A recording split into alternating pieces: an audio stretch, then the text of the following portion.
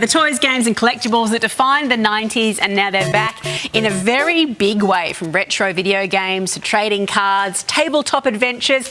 Adults are rediscovering the hobbies they loved as kids with some rare items now worth thousands. Yeah, so what is driving this nostalgia boom, and could your childhood collection be worth more than you think? Well, to tell us more is Amy Chandler, the Managing Director of CollectorCon. She's joining us live again. Good morning to you.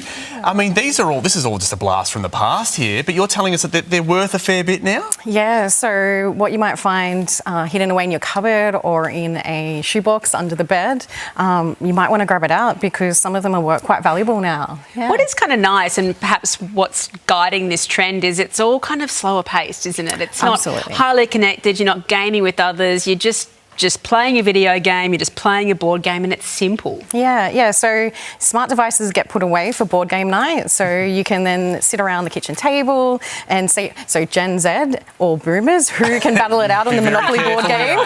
Did I say it right? Yeah. You said it right. She's good. She's good. So, and then even Gen Alpha. So one of the things I think is driving it is we get to then play with our kids what we had when we were younger. So there's that emotional connection, the nostalgia, devices away, so smart devices away.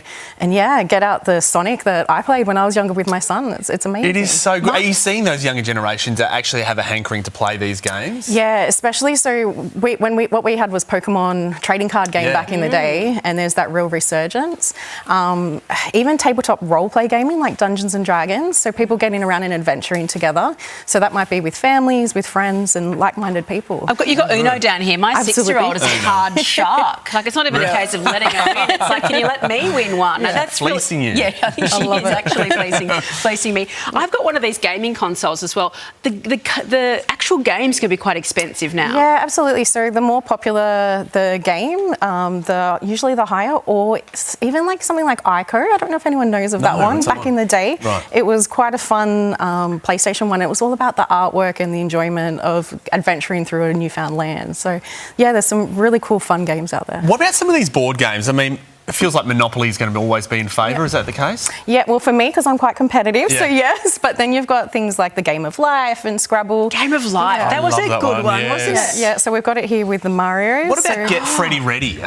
Oh, tell me about that one. I don't know what that one is. No, when you've got to get the guy ready and it buzzes? Oh, no. Did I make that up? No, is that Operation? It might be Operation or something. I'm going to have to look it up. I don't know. I'm having some really blurry memories right now. I love it. No, I'm going to have to check it out. Okay, do they have to be, if you are thinking of selling yours online, do they have to be in pristine condition? Because I'm seeing the sort of, the Turtles game here. It's got a broken box like all good board games have been loved do. Do they have to be pristine in their original packaging like this one, or can they be a bit worn and loved? Absolutely. Worn and loved is fun if it's complete. So we can see here Battleship right at the front. So worn and loved is amazing. And so the Ninja Turtles, just make sure they're complete when you are ready to sell them.